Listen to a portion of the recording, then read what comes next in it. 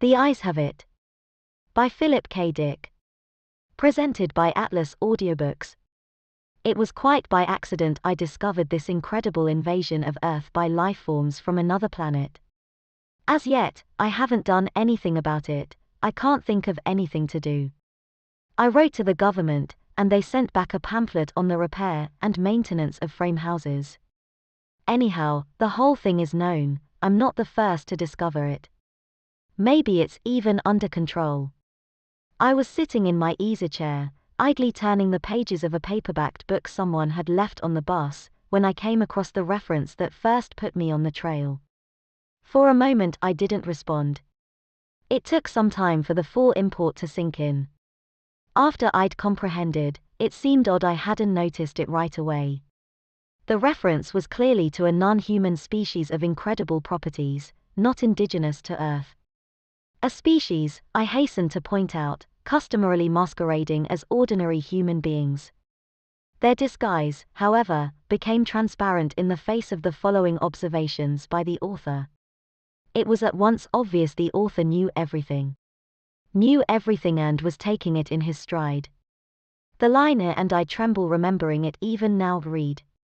His eyes slowly roved about the room. Vague chills assailed me. I tried to picture the eyes. Did they roll like dimes? The passage indicated not. They seemed to move through the air, not over the surface. Rather rapidly, apparently. No one in the story was surprised. That's what tipped me off. No sign of amazement at such an outrageous thing. Later the matter was amplified. His eyes moved from person to person. There it was in a nutshell. The eyes had clearly come apart from the rest of him, and were on their own. My heart pounded and my breath choked in my windpipe. I had stumbled on an accidental mention of a totally unfamiliar race. Obviously non-terrestrial. Yet, to the characters in the book, it was perfectly natural, which suggested they belonged to the same species. And the author? A slow suspicion burned in my mind.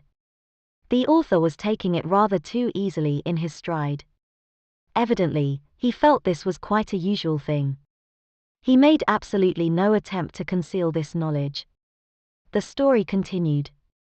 Presently his eyes fastened on Julia. Julia, being a lady, had at least the breeding to feel indignant. She is described as blushing and knitting her brows angrily. At this, I sighed with relief. They weren't all non-terrestrials. The narrative continues. Slowly, calmly, his eyes examined every inch of her. Great Scott! But here the girl turned and stomped off, and the matter ended. I lay back in my chair gasping with horror. My wife and family regarded me in wonder. What's wrong, dear? My wife asked. I couldn't tell her. Knowledge like this was too much for the ordinary run-of-the-mill person. I had to keep it to myself. Nothing, I gasped. I leaped up, snatched the book, and hurried out of the room. In the garage, I continued reading. There was more. Trembling, I read the next revealing passage. He put his arm around Julia. Presently she asked him if he would remove his arm. He immediately did so, with a smile. It's not said what was done with the arm after the fellow had removed it. Maybe it was left standing upright in the corner. Maybe it was thrown away. I don't care. In any case, the full meaning was there, staring me right in the face. Here was a race of creatures capable of removing portions of their anatomy at will. Eyes, arms and maybe more. Without batting an eyelash. My knowledge of biology came in handy, at this point. Obviously they were simple beings, unicellular, some sort of primitive single-celled things. Beings no more developed than starfish. Starfish can do the same thing, you know. I read on. And came to this incredible revelation, tossed off coolly by the author without the faintest tremor. Outside the movie theater we split up. Part of us went inside, part over to the cafe for dinner. Binary fission, obviously. Splitting in half and forming two entities. Probably each lower half went to the cafe, it being farther, and the upper halves to the movies. I read on, hands shaking. I had really stumbled onto something here. My mind reeled as I made out this passage. I'm afraid there's no doubt about it. Poor Bibney has lost his head again.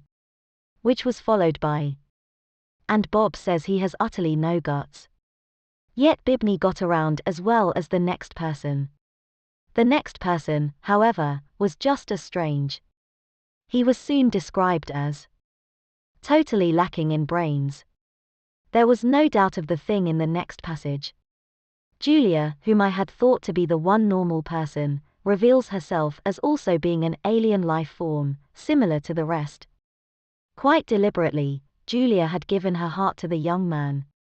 It didn't relate what the final disposition of the organ was, but I didn't really care. It was evident Julia had gone right on living in her usual manner, like all the others in the book. Without heart, arms, eyes, brains, viscera, dividing up in two when the occasion demanded. Without a qualm. Thereupon she gave him her hand. I sickened. The rascal now had her hand, as well as her heart. I shuddered to think what he's done with them, by this time. He took her arm. Not content to wait, he had to start dismantling her on his own. Flushing crimson, I slammed the book shut and leaped to my feet. But not in time to escape one last reference to those carefree bits of anatomy whose travels had originally thrown me on the track. Her eyes followed him all the way down the road and across the meadow. I rushed from the garage and back inside the warm house, as if the accursed things were following me. My wife and children were playing Monopoly in the kitchen. I joined them and played with frantic fervor, brow feverish, teeth chattering. I had had enough of the thing.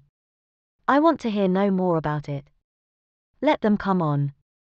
Let them invade Earth. I don't want to get mixed up in it. I have absolutely no stomach for it.